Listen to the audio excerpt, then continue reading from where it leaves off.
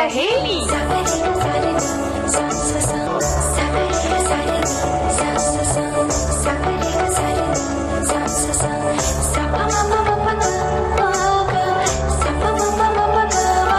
सखी सहेली।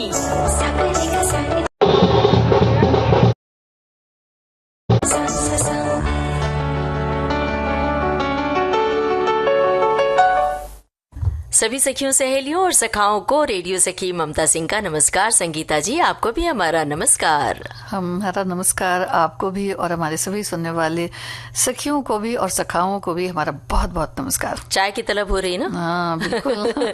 लेकिन 4 बजे तक इंतजार करना है। वैसे चाय का लुत्फ तो कैसे भी लिया जाता है, लेकिन कुल्हड़ वाली चाय की बात ही निराली है। हाँ। और खास तौर से उत्तर प्रदेश और बिहार की ओर कुल्हड़ में चाय जो पेश की जाती है, वो जो चाय का सोंधापन होता है उसका स्वाद कुछ अलग ही लगता है। यादें भी रह जाती हैं उसकी बहुत सारी यादें हैं।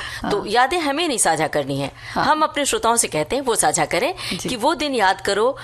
इस सेगमेंट के तहत कुल्हड़ वाली चाय के बारे में अपनी यादें, अपनी बातें साझा करनी है श्रोताओं को। अपनी बात साझा करने के लिए उन्हें टाइप करना है www.facebook.com/vbsmumbai। टाइप करेंगे तो विविध भारती के फेसबुक पेज पर पहुंच जाएंगे। और ये बताइए कि अगर किसी को आपने चाय पर बुलाया है और आने वाला लेट आए तब क्या कहेंगे? फिर तो बड़ा गड़बड़ हो जाती है, क्योंकि अगर चाय लेट हो गई तो फिर खाना भी लेट हो जाएगा। सब कुछ लेट होता है।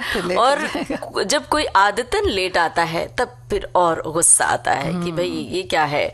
तो आज ये जो बात है हम इसलिए कह रहे हैं कि भाई लेट लतीफी की जो आदत है उसे छोड़ देना चाहिए या नहीं छोड़ना चाहिए।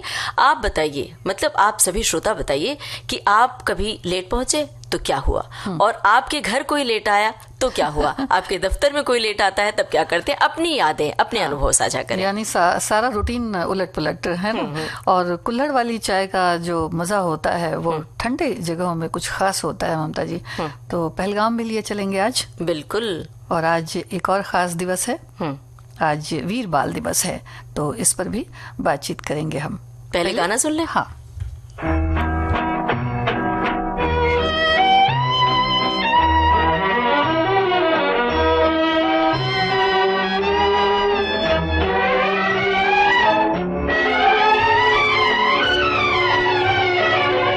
दिल की महफिल है चले आइए, दिल की महफिल सजी है चले आइए, आपकी बस कमी है चले आइए, दिल की महफिल सजी है चले आइए।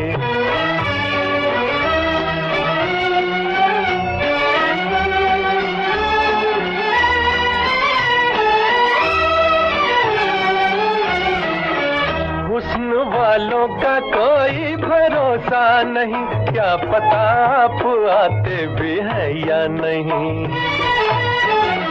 हुस्न वालों का कोई भरोसा नहीं, क्या पता आप आते भी हैं या नहीं। आंख दर पे लगी है चले आइए, दिल की महफिल सजी है चले आइए, आपकी बस कमी है चले आइए, दिल की महफिल सजी है चले आइए।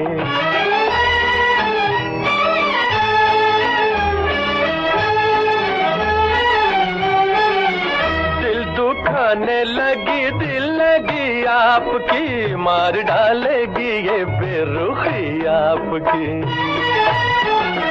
दिल दुखाने लगी दिल लगी आपकी, मार डालेगी ये बेरुखी आपकी। जान पर बन गई है चले आइए, दिल की महफिल सजी है चले आइए, आपकी बस कमी है चले आइए, दिल की महफिल सजी है चले आइए।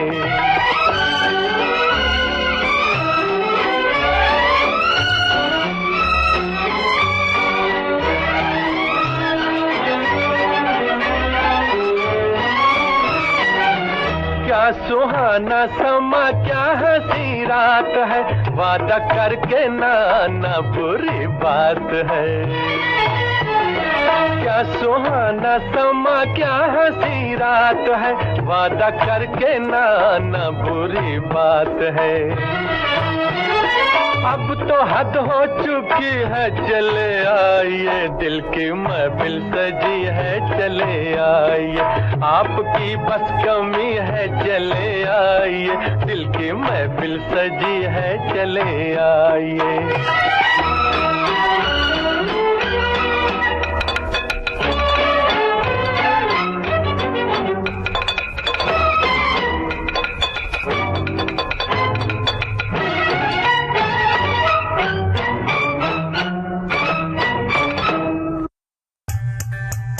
विविध भारती पर धूम मचा रहा है। हेलो। और जो बच्चे हैं, छोटे बच्चे हैं, उनकी जो भी उपलब्धियां हैं उनको लेकर आज बहुत सारे कार्यक्रम भी हुए हैं। और आज वीर बाल दिवस में हम याद कर रहे हैं गुरु गोविंद सिंह जी के दो छोटे साहिबजादों को, बाबा जोरावर सिंह जी और बाबा फतेह सिंह जी को। देखिए ना संगीता जी, हमारे श्रोताओं की ओर से टिप्पणियां भी आ चुकी हैं इस संदर्भ में।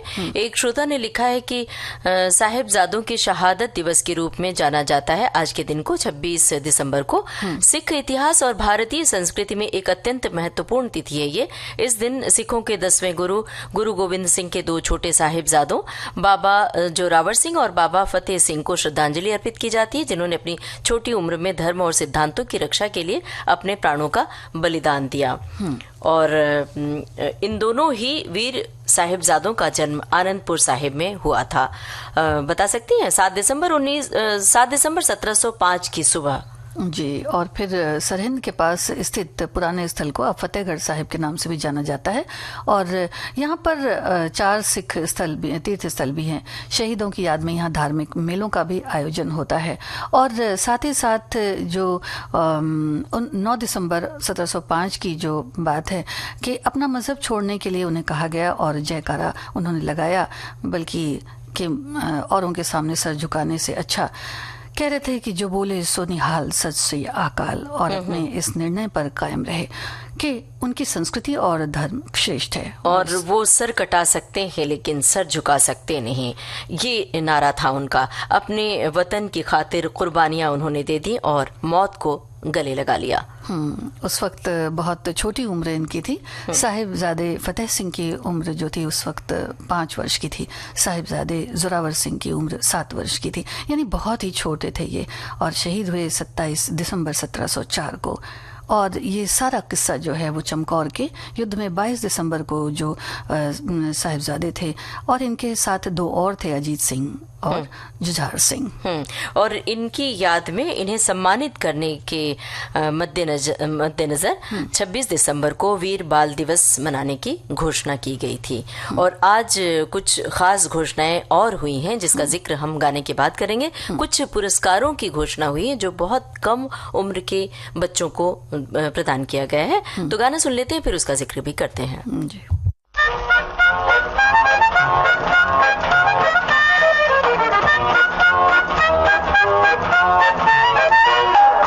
नन्ना मुन्ना राही हूँ, देश का सिपाही हूँ, बोलो मेरे हिंद जय हिंद जय हिंद जय हिंद।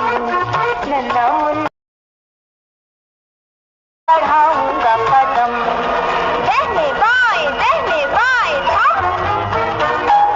नन्ना मुन्ना राही हूँ, देश का सिपाही हूँ, बोलो मेरे संग जय हिंद जय हिंद जय हिंद जय हिंद जय हिंद। नन्ना मुन्ना राही हूँ, देश का सिपाही हूँ, बोलो मेरे संग जय हिंद जय हिंद जय हिंद जय हिंद जय हिंद।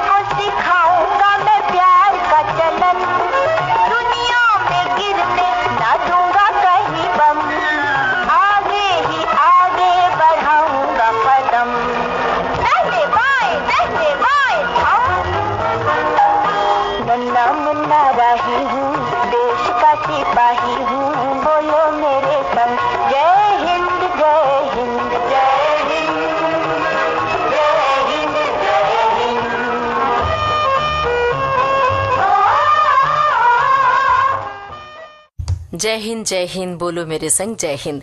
सचमुच संगीता जी, ये जो बच्चे हैं हमारे कल के अपने देश के कर्णधार हैं और यही तो भविष्य का सपना बुनते हैं हमारे देश के। और इनके जो नन्हे नन्हे सपने हैं, अगर उनमें थोड़ा सा खाद पानी डाल दिया जाए तो ये क्या से क्या कर सकते हैं।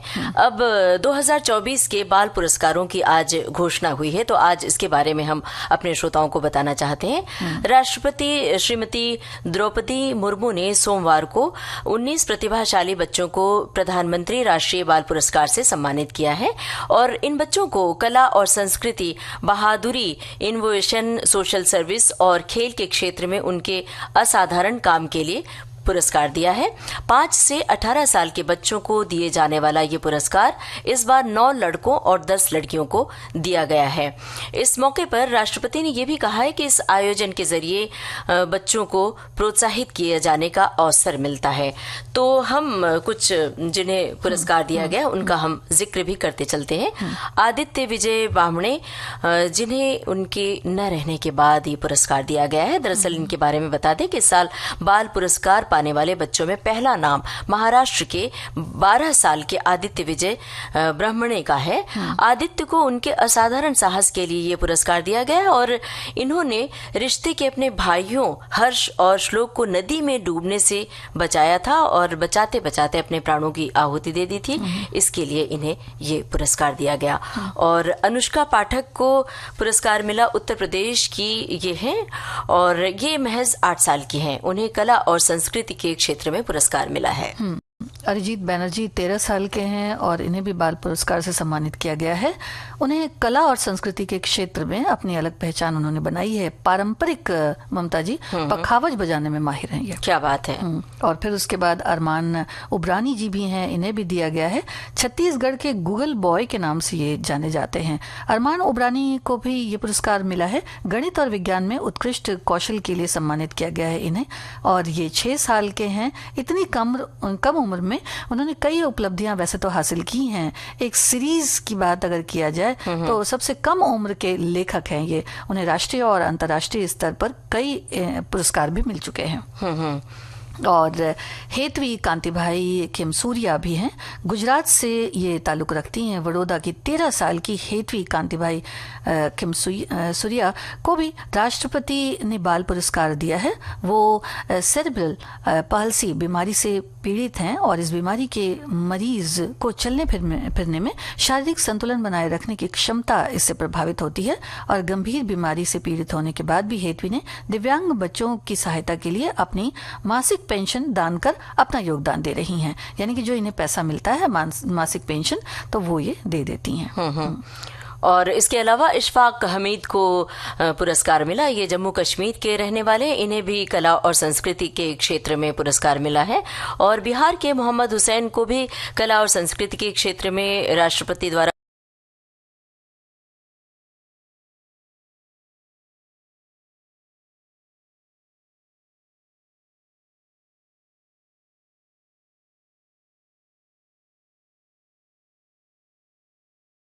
को दिया गया है पुरस्कार। राजधानी दिल्ली की सुहानी चौहान को ये पुरस्कार नवाचार के क्षेत्र में मिला है। महज 16 साल की सुहानी चौहान ने सौर ऊर्जा से संचालित कृषि वाहन SOFT विकसित किया है जो टिकाऊ खेती के लिए एक प्रभावशाली समाधान पेश करता है। और आर्यन सिंह को दिया गया है। आर्यन सिंह को विज्ञान और प्रौद्योगिकी के क्षेत्र में बाल पुरस्कार मिला है। 17 साल के हैं आर्यन।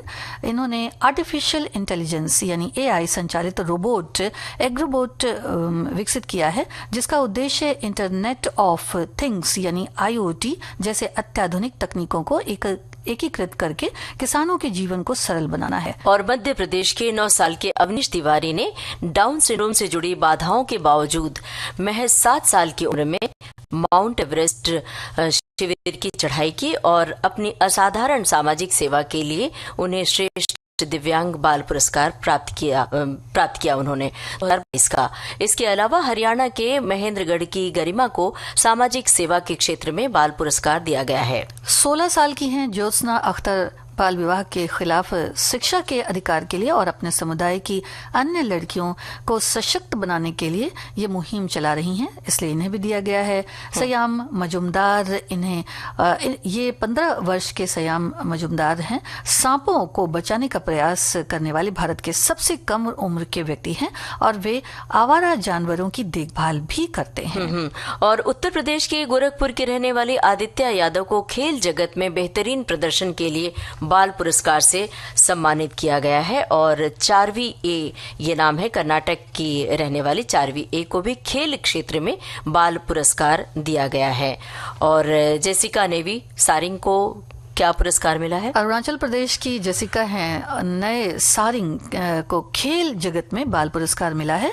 9 वर्ष की हैं ये और अत्याधुनिक कुशल हैं, बैडमिंटन खिलाड़ी हैं और कई पुरस्कार जीत चुकी हैं। लेंथोई चानबाम भी हैं, मणिपुर राज्य से ये ताल्लुक रखती हैं। 17 वर्षीय लेंथोई चानबाम किसी भी आयु वर्ग में जुडो चैंपियनशिप जीतने वाली पहली भारतीय हैं जिन्होंने सराजेवो में 2022 विश्व जुडो कैडेट्स चैंपियनशिप में स्वर्ण पदक हासिल किया। और आंध्र प्रदेश के आर सूर्य प्रसाद को खेल क्षेत्र में बाल पुरस्कार मिला है। ये 9 साल के आर सूर्य प्रसाद ने 5 साल की उम्र में पर्वतारोहण का प्रशिक्षण शुरू कर दिया और 9 साल की उम्र में किलिमंजारो पर्वत चोटी की फतह की। क्या बात है भाई!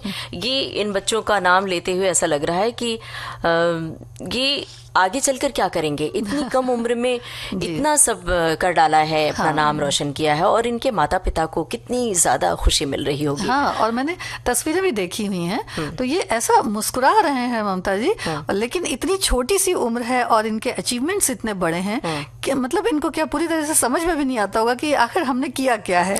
बिल्कुल, तो इनकी मुस्कुराहट इनके चेहरे पर हमेशा खिली रहे, यही शुभकामनाएं हैं और बधाइयां इन सभी बच्चों के। और इन बच्चों के नाम ये गाना जी।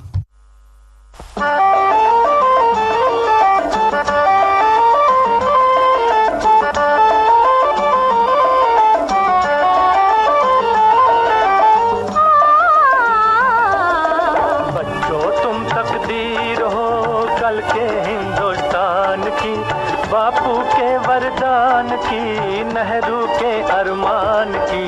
बच्चों तुम तकदीर हो कल के हिंदुस्तान की, बापू के वरदान की, नेहरू के अरमान की। बच्चों तुम तकदीर हो।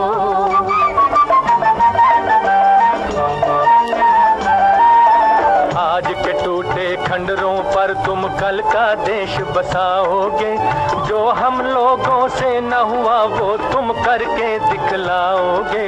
तुम नन्ही बुनियादें हो, तुम नन्ही बुनियादें हो दुनिया के नए विधान की। बच्चों तुम तकदीर हो।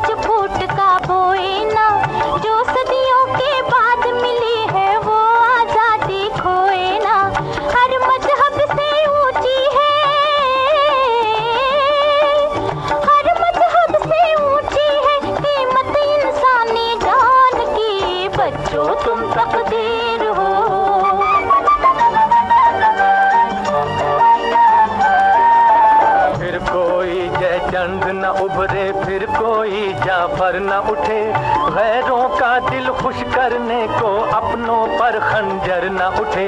धन दौलत के लालच में,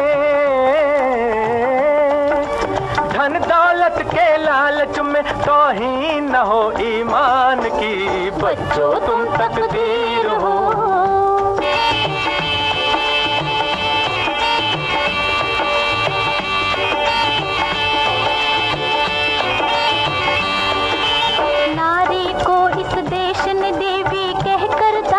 जाना है जिसको कुछ अधिकार न हो वो घर की रानी माना है।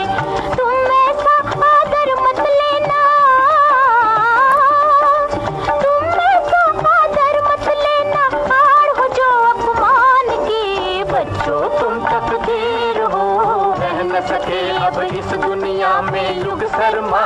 ईमानदारी का, तुमको झंडा लहराना है मेहनत की सरदारी का।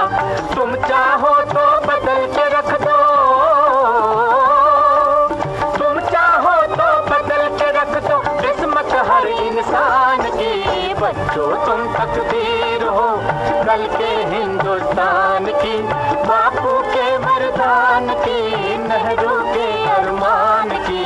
बच्चों तुम तकदीर हो। मन की बात है जन जन की, सभी की कुछ अपनी सी, संघर्षों के कुछ किस्से, कहानी कुछ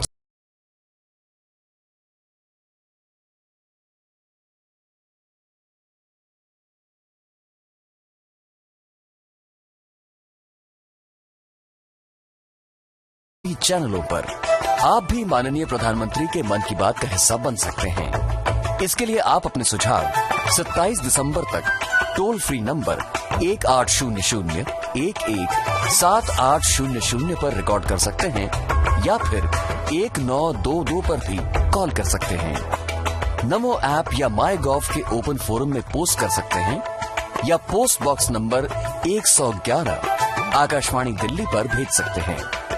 तो याद रखें, रविवार 29 दिसंबर सुबह 11 बजे मन की बात।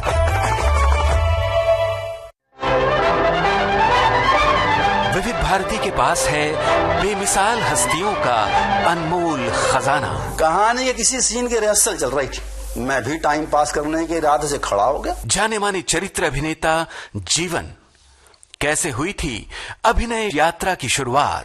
डायरेक्टर ने आओ देखा ना ताओ मुझसे मुखातिब होकर बोले, अजी आप भी कुछ बोल दीजिए बरखुरदार। तो बस सिर्फ दिल बहलाने की गरज से मैं शुरू हो ही गया। बहुत कुछ कर लिया आराम मखमल के गदेलों में, सुलाऊंगा तुम्हें या पत्थरों में और ढेलों में। सरे दरबार खिदमत में हर एक बांधे कमर होगा, किसी के हाथ में पल्लम कोई करता चमर होगा। वाह वाह वाह वाह वाह वाह की आवाजें बुलंद हो गई। डायरेक्टर साहब ने मुझे गले से लगा लिया, कहने लगे बरखुरदार अरे तुम तो बॉर्न आर्टिस्ट हो, फिल्म में एक्टिंग करो, मैं तुम्हारी लाइफ बना दूंगा, फोटोग्राफी को मारो गोली। ऐसी अनमोल यादें आपको मिलेंगी सिर्फ विविध भारती पर। विविध भारती आपका जीवन साथी। विविध भारती से यह है कार्यक्रम सखी सहेली और अब वक्त है एक ब्रेक का। लेते हैं छोटा सा ब्रेक।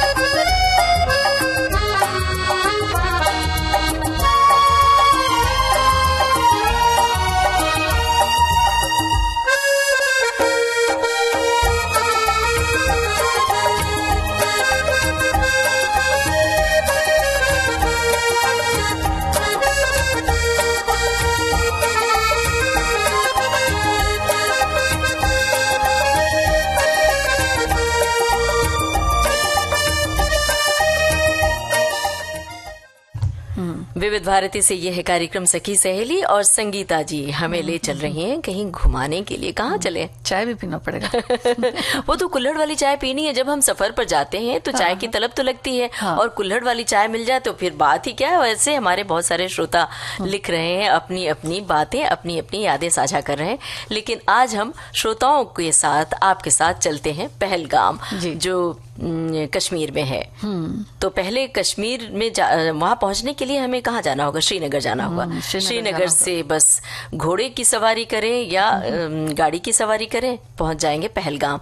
लेकिन पहलगाम के अंदर घूमने के लिए जो घोड़े की सवारी होती है, याद है आपको वो अनुभव जब घोड़ा चलता है और उस पर ये जो मतलब घोड़े वाले होते हैं वो आपको नसीहत देते हैं कि जब नीचे की ओर जाएं तो आपको अपना सिर पीछे की ओर करना है, और जब ऊपर की ओर जाएं तो सिर झुकाना। वो गणित अभी तक समझ में नहीं आता है कि कैसे करना है। बहरहाल डर बहुत लगता है जब खास तौर से नीचे घाटी दिखाई देती है और एक तरफ ऊंचे पहाड़। तो आज इसकी जानकारी अपने श्रोताओं को भी दे दें। और बदलता मौसम भी समझ में नहीं आता है कब बदल जाए मौसम। तो जम्मू कश्मीर जिले में स्थित है पहलगाम, प्राकृतिक छटाओं से बिल्कुल घिरा हुआ है, मनोरम स्थान है। हिमालय की तराई का क्षेत्र है जो लिदर नदी के तट पर स्थित है, जहाँ से अनंतनाग बहुत करीब है। पहाड़ों से घिरे गांव, बर्फ से ढकी चोटियां, देवदार की सुंदर कतारें, झील में बहते शिकारे, यूं तो कश्मीर की खासियत है। लेकिन छोटे छोटे गांव, बर्फीली वादियों से घिरे घास के मैदान और बहुत से अनछुए पहलू हैं इस खूबसूरत जगह के, जिसे हम पहलगाम कहते हैं। और पहलगाम की खूबसूरती का अंदाजा लगा सकते हैं इन बातों के साथ। चंदनवाड़ी जम्मू और कश्मीर में पहलगाम के बाहरी इलाके की एक खूबसूरत घाटी है जिसका धार्मिक महत्व भी है, और ये पवित्र अमरनाथ यात्रा का प्रवेश द्वार भी माना जाता है। पहलगाम से इसकी दूरी लगभग 16 किलोमीटर की है। और एक जगह है बैसारन। ये घाटी अनंतनाग की एक बड़ी ही सुंदर घाटी है जहाँ सैलानी खूब आते हैं। पहाड़ी चोटी पर स्थित यहाँ घास के मैदान है जो घने देवदार के जंगलों और बर्फ से ढके पहाड़ों से घिरा हुआ है। जी, और फिर बेताब घाटी, ये तो बहुत सारे लोग जानते हैं और बहुत सारे लोगों ने ये फिल्म भी देखी होगी। बॉलीवुड की हिट फिल्म बेताब की शूटिंग यहीं हुई थी, बेताब घाटी में। इसी वजह से इसे बेताब घाटी पुकारते हैं। ट्रैकिंग यहाँ कर सकते हैं, बेस कैंप ट्रैकर्स के लिए यहाँ काम करते हैं। और हरे भरे घास के मैदान, चारागाह, बर्फीली पर्वत चोटियाँ और नदियों की सुंदरता यहाँ देखते बनती है। पानी बड़ा ठंडा ठंडा होता है और लेकिन पानी में हाथ डालने का सुख भी अद्भुत होता है, अलौकिक होता है। पर पानी में हाथ डालने के बाद हाथ बिल्कुल अलग रंग का हो जाता है, लाल हो जाता है और ऐसे लगता है कि अपना हाथ शरीर से अलग हो गया है। तो ये तो कहते हैं करंट है बिल्कुल। बिल्कुल। अरु घाटी, यहाँ पर ड्राइव शानदार होती है और बर्फ से ढके घास के मैदान होते हैं। अरु कोलाहुई ग्लेशियर में ट्रैकर्स के लिए ये बहुत बड़ा कैंप है। यहाँ आसपास के गांव भी आप घूम सकते हैं, लेकिन वहाँ जाने के लिए वाहन हटाना पड़ता है। आप पैदल या फिर घोड़े की सवारी कर सकते हैं। जी, ममलेश्वर मंदिर 12वीं शताब्दी के इतिहास को समेटे तत्कालीन राजा जय सिंह द्वारा निर्मित शिव मंदिर पत्थरों पर उकेरा गया है यहाँ, जो भगवान शिव को समर्पित है। यहाँ दर्शन के लिए बहुत सारे सैलानी आते हैं। और तुलियान झील है जो अपने आप में बेहद खूबसूरत है। अच्छा, एक बात सोचिए ममता जी कि बर्फीली वादियां, हिमालय की तराई और फिर तुलियान झील, यानी कोई भी झील हो तो पहलगाम से 16 किलोमीटर दूरी पर यह है। बर्फ से ढके पहाड़ों के बीच ये झील, रास्ते जरा सा दुर्गम है, लेकिन जब आप पहुंच जाएंगे तो बहुत अच्छा लगेगा। बहुत ही खूबसूरत नज़ारा होता है और वो जैसे जन्नत का सा नज़ारा होता है। कहा भी जाता है कि जम्मू कश्मीर आप जब जाते हैं तो ऐसा लगता है कि जन्नत की सैर कर ली। वहाँ की क्या कुछ वहाँ नहीं अच्छा लगता, पूरा का पूरा मौसम अच्छा लगता है, फूलों की घाटियाँ अच्छी लगती हैं। मतलब हम अगर गिनाने चले तो शायद पूरा 1 घंटा कैसे बीत जाएगा पता ही नहीं चलेगा। इसलिए जो कहा भी गया है ना, अगर फिर दोस्त बर्रोए ज़मीं अस्तो हमी अस्तो बिल्कुल, तो वही है। तो हम खास जगहों की सैर करवा रहे हैं अपने श्रोताओं की। अवंतीपुर मंदिर एक है। इसे पहली बार 800 ईस्वी में महाराजा अवंतिरमन ने बनवाया था, जो प्राचीन वास्तुकला का अद्वितीय नमूना है। और बाद में इसे कई बार नष्ट भी किया गया और आज इसके खंडहर के अवशेष हैं। फिर भी यहाँ आकर असीम शांति का अनुभव होता है, जैसे कि यहाँ के पत्थरों में जान आ गई हो और वो पत्थर आपस में बातें कर रहे हों। और ऐसा कई बार पढ़ने को भी मिलता है कि फिल्म आंधी का जो एक गीत है उसकी शूटिंग भी यहाँ पर हुई है, जो बड़ा ही खूबसूरत सा लगता है। कोलाहोई ग्लेशियर है एक लिदर नदी पर। कोलाहोई ग्लेशियर से शुरू होती एक हिम नदी, ये हिम नदी यानी कि कोलाहोई ग्लेशियर की ये लिदर नदी है जो यहाँ से शुरू होती है। हिम नदी है ये, पहलगाम की खूबसूरत घाटियों के नीचे की ओर बहती है और पिकनिक स्पॉट भी है ये। अच्छा, घुड़सवारी, राफ्टिंग वगैरह के लिए मशहूर है। लिदर अम्यूजमेंट पार्क भी है यहाँ पर और बम्पिंग कार सवारी, मिनी रेल यात्रा और जो पैडल वाली बोट्स होती है उनके लिए अच्छा। और साथ साथ जब भी जहाँ जाते हैं लिद्दर नदी साथ साथ चलती है, ऐसे लगता है कि नदी हमारे साथ साथ चल रही है। बड़ा ही सुहावना होता है वो सफर। लोलाब घाटी एक जगह है, यहाँ कहीं भी फूटने वाले प्राकृतिक झरने, प्राकृतिक छटाएं, कुंवारी घास के मैदान, देवदार के यहाँ पर जंगल हैं। और सही समय पर अगर आप पहुंच जाएं तो यहाँ पर तेंदुए, कस्तूरी मृग, हिमालय भालू, हंगुल, ये सभी भी आप देख सकते हैं। पंचतरणी ये कैंप साइट अमरनाथ तीर्थ यात्रियों के लिए छोटा सा पड़ाव है। यहाँ से अमरनाथ 6 किलोमीटर है। यहाँ प्राचीन मंदिर भी हैं पंचतरणी में। और पहलगाम बाजार तो आप जरूर देखिए, क्योंकि वहाँ की पोशाक बड़ी अच्छी लगती है। वहाँ जब जाते हैं तो लगता है ठंड बहुत लगती है, तो वहाँ के ऊनी कपड़े मशहूर हैं। वहाँ का कफ्तान और कश्मीरी हस्तशिल्प के बहुत सारे कपड़े मिलते हैं। और वहाँ की मिठाइयाँ ज़रूर चखिए और ले भी आइए। जी जी। और अमरनाथ यात्रा के लिए ये जगह बहुत मुफीद है, मतलब यहीं से रास्ता होता है। पहलगाम अमरनाथ की भव्य यात्रा के रास्ते हैं ये, जो यात्रियों के लिए पड़ाव का काम करता है। सर्दियों के अंत तक बनते भगवान शिव का हिम शिवलिंग गर्मियों के अंत तक बना रहता है, जहाँ श्रद्धालु श्रावण मास में आते हैं। तो आप जाएं और लेकिन जाए कैसे, ये भी तो बताना पड़ेगा। यहाँ के पास में जो रेलवे स्टेशन है उधमपुर है, और हवाई अड्डा श्रीनगर है। और जम्मू श्रीनगर जाकर आप पहुंच सकते हैं। और श्रीनगर अगर आप जाते हैं तो वहाँ सबसे पहले जो डल झील है और नगीन झील है, वहाँ पर हाउस बोट में रहकर वो उस झील का नज़ारा भी आप देख सकते हैं और उस नज़ारे को अपने जहन में बसा कर ले आ सकते हैं। तो वो जो झील है वहाँ जब हम देखते हैं पानी में, तो ऐसा लगता है जो पहाड़ हैं, पहाड़ों की जो छवि होती है, ऐसे लगता है पहाड़ पानी में तैर रहे हैं। तो उसे छूने का जो सुख होता है उस पानी को, वो भी अद्भुत होता है। तो अभी आज हमने पहलगाम की सैर कर ली, अब किसी और दिन किसी और जगह की सैर करवाएंगे। फिलहाल गाने के जरिए चलते हैं यहाँ।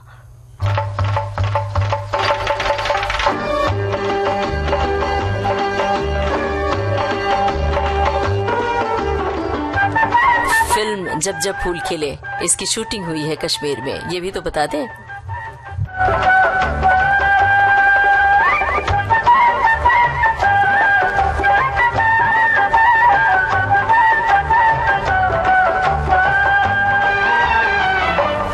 परदेसियों से ना अखियां मिलाना, परदेसियों से ना अखियां मिलाना, परदेसियों को है एक दिन जाना, परदेसियों से न अखियां मिलाना, परदेसियों से न अखियां मिलाना।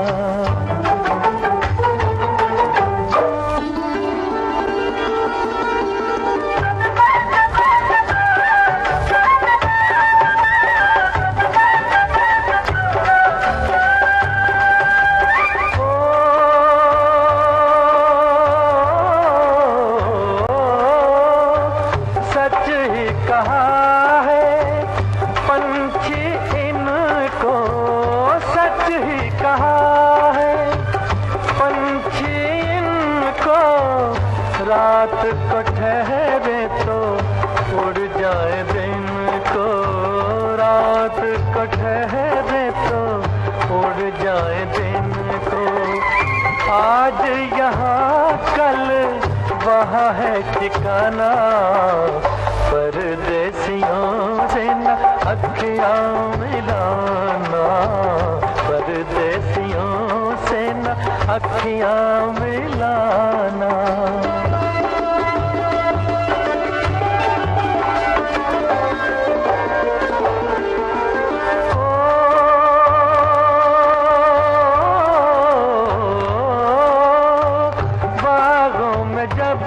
जब फूल खिलेंगे, बागों में जब जब फूल खिलेंगे, तब तब ये हर जाए मिलेंगे, तब तब ये हर जाए मिलेंगे। गुजरेगा कैसे पथ झड़ का जमाना, परदेसियों से ना अखियां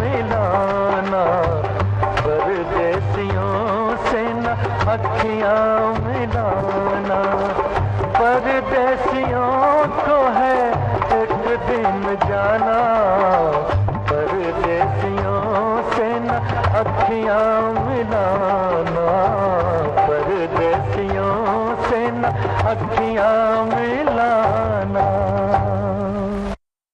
ये हमने पहलगाम की सैर अपने श्रोताओं को करवाई और श्रोता अपनी टिप्पणियों के जरिए सैर कर रहे हैं। देखिए ना, हमारे एक श्रोता ने लिखा है कि पिछले साल मैंने पहलगाम की यात्रा की थी, जो एक यादगार अनुभव रहा। लिद्दर नदी के किनारे बहती ठंडी हवाओं ने मुझे वहां की शांति का एहसास कराया। अरू वैली की हरी भरी वादियों और बेताब वैली की अद्भुत खूबसूरती ने मेरा मन मोह लिया। चंदनबाड़ी में बर्फ के साथ खेलना और वहां के खूबसूरत दृश्यों को कैमरे में कैद करना बहुत ही सुखद था। स्थानीय बाजार में कश्मीरी शॉल और सूखे मेवे खरीदते हुए वहां की संस्कृति को करीब से जाना। कुल्हड़ में तो नहीं, पर पेपर कप में चाय पीते हुए ठंडक का आनंद लिया और पहलगाम की यात्रा आज भी मेरी यादों में ताज़ा है। क्या बात है भाई जी। तो इन्होंने जिस तरह से अपनी बात बताई है, हमारे और भी श्रोता गए होंगे वो लिखेंगे। और पहलगाम की बेताब घाटी जम्मू और कश्मीर की सबसे खूबसूरत और शांत घाटियों में से एक है। ये जम्मू और कश्मीर के अनंतनाग क्षेत्र में पहलगाम शहर से सिर्फ 7 किलोमीटर दूर है। पहले इसे हैगन वैली कहा जाता था, लेकिन 1980 के दशक की शुरुआत में मशहूर बॉलीवुड फिल्म बेताब के यहाँ फिल्माए जाने के बाद इसका नाम बेताब वैली पहलगाम रख दिया गया। एक श्रोता ने और लिखा है कि घाटी बर्फीले पहाड़ों से घिरी हुई है पहलगाम घाटी, और हरे भरे घास के मैदानों, झरनों और जंगलों से भरी हुई है। पहलगाम में घूमने के लिए ये एक पसंदीदा जगह है और ये अपने शानदार और मनोरम दृश्यों के लिए प्रसिद्ध है। घाटी में हिम तेंदुए, भूरे भालू जैसे वन्य जीव भी पाए जाते हैं। सर्दियों के दौरान कश्मीर की बेताब घाटी मोटी बर्फ से ढक जाती है। और भी हमारे श्रोताओं ने कुछ बातें लिखी है, और एक श्रोता ने लिखा है कि जम्मू और कश्मीर की सबसे खूबसूरत और शांत घाटियों में से एक है पहलगाम। ये जम्मू और कश्मीर के अनंतनाग क्षेत्र में पहलगाम शहर से सिर्फ 7 किलोमीटर दूर है। और भी ऐसे जानकारी हमारे श्रोता दे रहे हैं। और क्या इरादा है अब?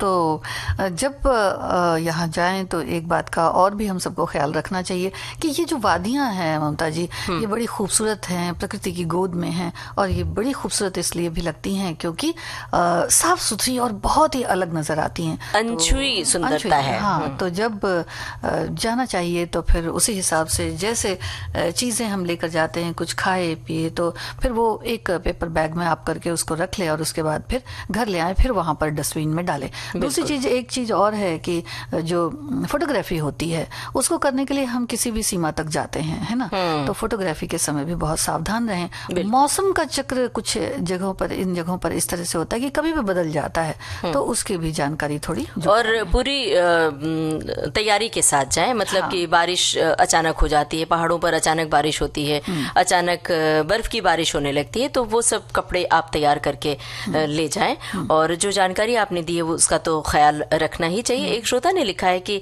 पहलगाम को अक्सर स्वास्थ्य रिजॉर्ट के रूप में जाना जाता है। ये उत्तरी भारत का एक शीर्ष पर्यटन स्थल है। इसे द वैली ऑफ शेफर्ड्स भी कहा जाता है। पहलगाम मनोरम परिदृश्यों के लुभावने दृश्य प्रस्तुत करता है और खूबसूरती इसके घने और हरे भरे देवदार के जंगल, प्राकृतिक सुंदरता के मनोरम स्थान और शानदार हिमालय की पृष्ठभूमि में निहित है। दर्शनीय स्थलों से लेकर साहसिक खेलों तक, लोकप्रिय तीर्थ स्थलों से लेकर रोमांटिक घाटियों तक, नीली झीलों और प्राचीन नदियों के छींटे के साथ पहलगाम में ये सब कुछ है।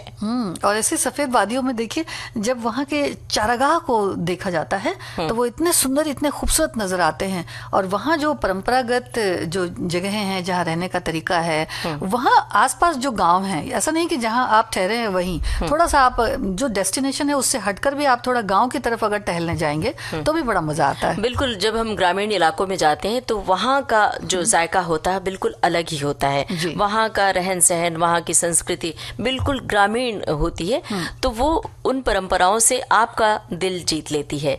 तो इन बातों का भी ख्याल रखना चाहिए कि जाएं तो सिर्फ एक जगह घूम के ना जाएं, आसपास की और भी जगहें आप देख सकते हैं। और अब एक गाना।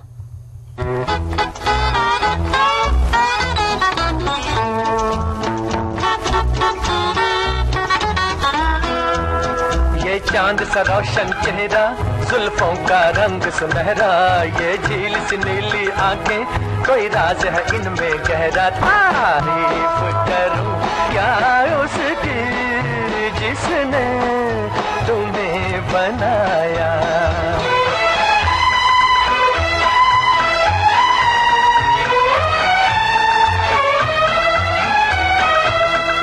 एक चीज कयामत भी है, लोगों से सुना करते थे, तुम्हें देख के मैंने माना, वो ठीक कहा करते थे, वो ठीक कहा करते थे।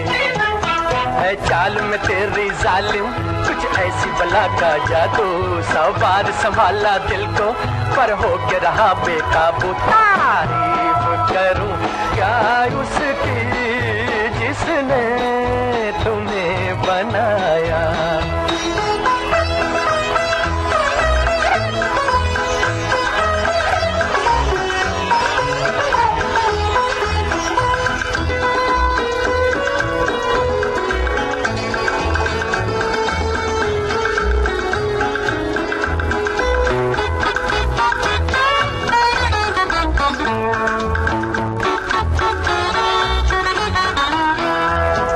सुबह किरण की लाली है रंग तेरे गालों का, हर शाम की चादर काली साया है तेरे बालों का।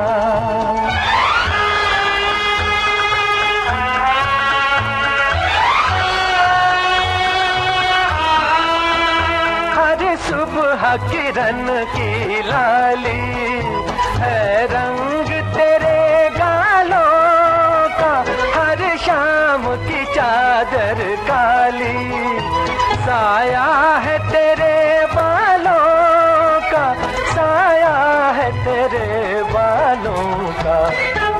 तू बल खाती एक नदिया, हर मौज तेरी अंगड़ाई, जो इन मौजों में डूबा उसने ही दुनिया पाई। तारीफ करूं क्या उसकी जिसने तुम्हें बनाया, तारीफ करूं क्या उसकी। ये गीत देखिए, कश्मीर वैली में ही जो फिल्माया गया, बढ़िया सी सुंदर सी जो झील नजर आती है, डल झील, वहाँ की शूटिंग थी। बहुत सारी फिल्में जो है वो जम्मू कश्मीर में बनाई जाती थी पहले, एक समय ऐसा भी था।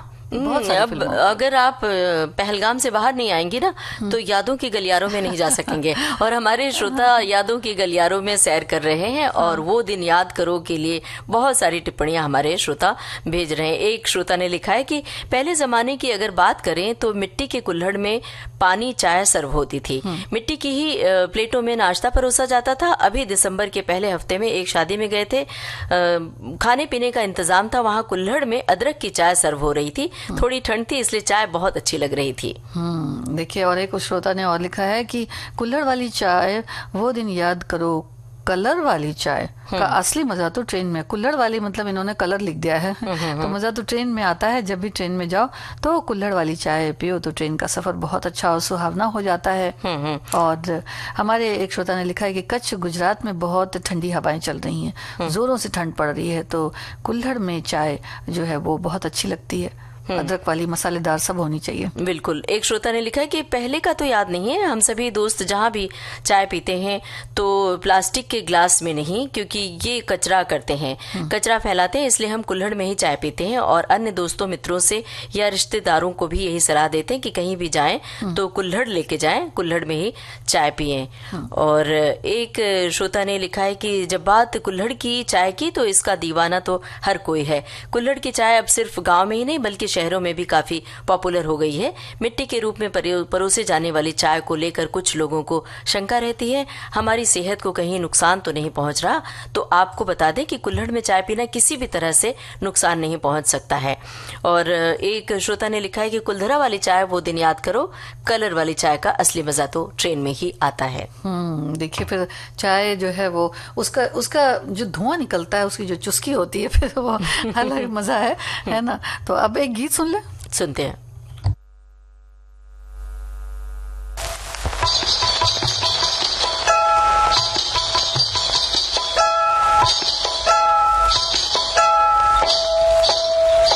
जानू जानू री काहे ठन के है तोरा कंगना, जानू जानू री काहे ठन के है तोरा कंगना। मैं भी जानू री छुप के कौन आया तोर अंगना, अरे जानू री छुप के कौन आया तोर अंगना। मैं भी जानू री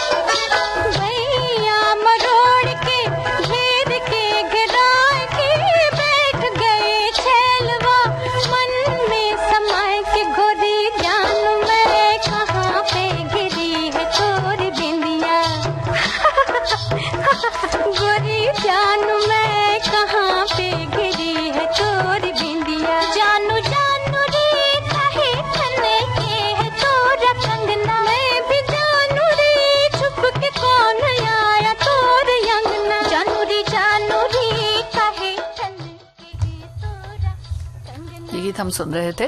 और जो बातें हमने की थी कि लेट लतीफी की आदत, हाँ, तो इस पर भी हमारे बहुत सारे श्रोता लेट लतीफी नहीं करनी है क्योंकि जल्दी से इसकी चर्चा भी कर लेनी है और हमारे श्रोता जो टिप्पणियां भेज रहे हैं वो भी इसमें शामिल कर लेनी है। हाँ। कई बार दरअसल कुछ लोगों की आदत होती है देर से आना और देर से तैयार होना, देर से पहुंचना, आदतन लोग करते हैं। कुछ लोगों की अपनी परेशानियां होती है और देर से आने वाले अपने बहानों की लंबी फेहरिस्त बताते हैं कि ये वजह हो गया, कभी आज ट्रेन छूट गई, आज बस लेट हो गई, आज रिक्शा नहीं मिला, तो आज ट्रैफिक बहुत था। इस तरह के बहाने तो लोग बहुत करते हैं, तो टालमटोली हो जाती है। हाँ, तो ऐसे लोगों से आपका भी पाला पड़ा होगा संगीता जी?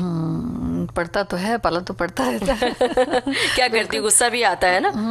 हमारे क्या किया जा सकता है। हमारे श्रोता भी तो बहुत सारे जो यही बातें लिख रहे हैं, उन्होंने भी लिखा है, हालांकि सबका पाला पड़ता है, उनका भी पाला पड़ा होगा, लेकिन ये किसी ने नहीं लिखा है कि हम लेट पहुंचे तो क्या हुआ। ये भी तो लिखिए कि आप जब लेट पहुंचे तो आपके साथ क्या हुआ, क्या कुछ सुनने को मिला। खास तौर से जब घर में आप लेट पहुंचते हैं, जब आपकी श्रीमती जी आपकी अगवानी करती हैं, तब क्या होता है, वो बहुत जरूरी बात है। अगर है ऐसा कोई अनुभव तो जरूर बताएं। एक श्रोता ने लिखा है कि आदत वो भी लेट लतीफी की बड़ी बुरी आदत है।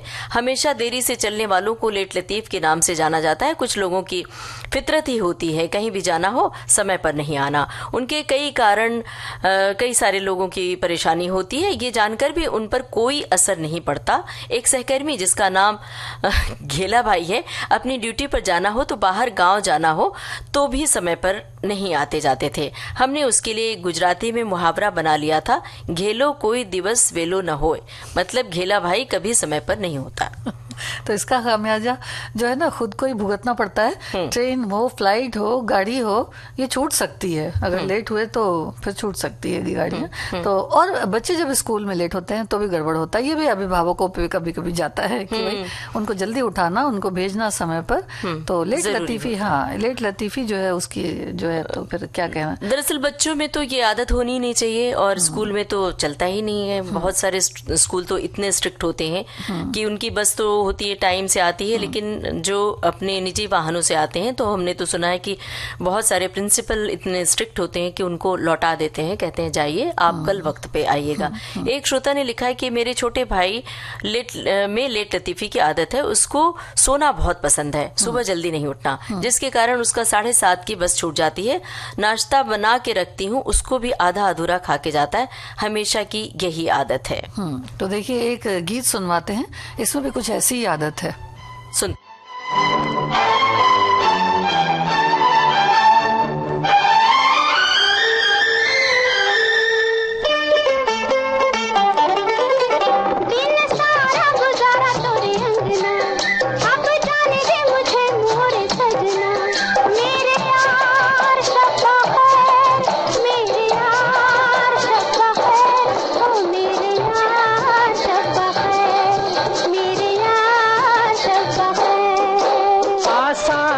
जाना महफिल से, वो कैसे जाओगे निकल कर दिल से। मेरे यार शब्बा खैर, मेरे यार शब्बा खैर, ओ मेरे यार शब्बा खैर, मेरे यार शब्बा खैर।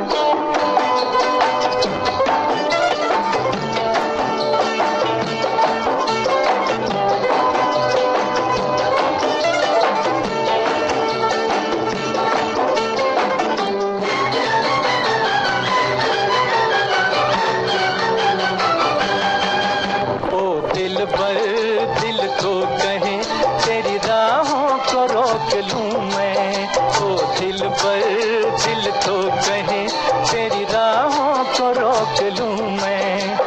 आई बिरहा की रात अब बतला दे क्या करूं मैं, आई बिरहा की रात अब बतला दे क्या करूं मैं।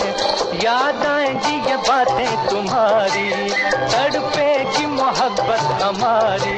मेरे यार शब्बा खैर, मेरे यार शब्बा खैर, और मेरे यार शब्बा खैर। अब हमें भी शब्बा खैर कहने की ज़रूरत पड़ गई है। लेट लतीफ़ी बिल्कुल नहीं चलेगी, क्योंकि रेडियो से लोग समय का अनुमान लगाते हैं, समय मिलाते हैं। हमारे एक श्रोता ने लिखा भी है, लतीफ़ अरबी मूल धातु लतफ से बना है। अब ये विस्तृत जानकारी हम फिर कभी देंगे। आज तो सिर्फ इतना ही कि अब लेते हैं श्रोताओं से इजाज़त। आप सभी को ममता सिंह और संगीता श्रीवास्तव का नमस्कार।